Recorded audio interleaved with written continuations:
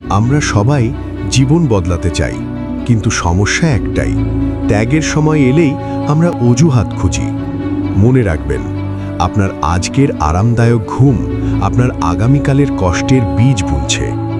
আজ থেকে শুরু হচ্ছে আপনার জীবনের সবচেয়ে গুরুত্বপূর্ণ 30 দিন। এই 30 দিন আপনাকে যুদ্ধ করতে হবে। কার সাথে? নিজের সাথে। এই 30 দিন যদি আপনি নিজেকে হারাতে না দেন, তাহলে একদিন আপনি সফল হবেন, আর সেদিন আপনি হবেন অন্যদের থেকে আলাদা। চলুন শুরু করি।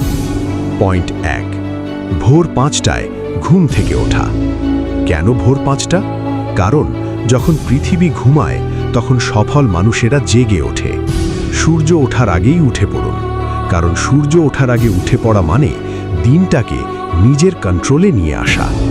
আপনি জানেন কি, প্রতিদিন যদি ভোর 5টায় ওঠেন তাহলে বছরে 720 ঘন্টা অতিরিক্ত সময় পাবেন। এই সময়টাই আপনাকে সফলতার পথে এগিয়ে দেবে। এটা শুধু একটা অভ্যাস নয়, এটা একটা উইনার মাইন্ডসেট। পয়েন্ট 2, প্রথম 30 মিনিট ডিজিটাল ডিটক্স।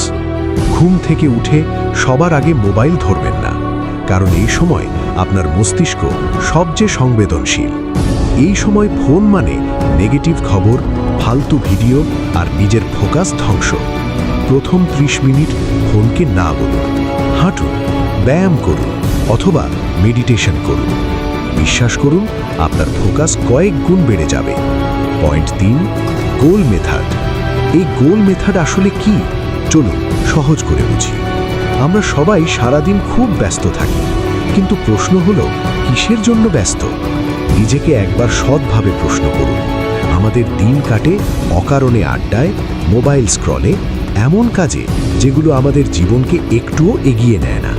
এভাবেই প্রতিদিন চুপচাপ আমাদের সময় নষ্ট হয়ে যায়, আর সময় নষ্ট মানেই ভবিষ্যৎ নষ্ট। তাহলে এই ফাঁদ থেকে বের হবেন কিভাবে? সমাধান একটাই, একটা ছোট্ট গোল। আজ শুধু একটাই সিদ্ধান্ত নিন, আজ আমি এই কাজটাই শেষ করব। আজ এই কাজ, কাল আবার এই কাজ।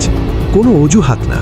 30 দিন টানা করলে একদিন আয়নায় তাকিয়ে দেখবেন আপনি আর আগের মতো নেই।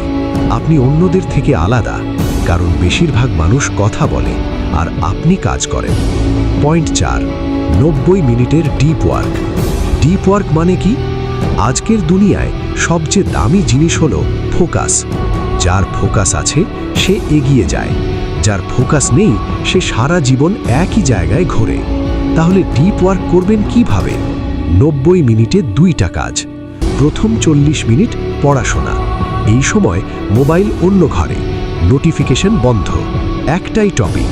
কারণ পড়াশোনা ছাড়া চিন্তার গভীরতা আসে না, ডিসিপ্লিন তৈরি হয় না। এটা আপনার ভিত্তি। পরের 50 মিনিট একটা স্কিল শেখা। এখন সত্য কথা শুনুন, পড়াশোনার পাশাপাশি যদি আপনি একটা স্কিল না শেখেন, ভবিষ্যতে জীবনে কিছু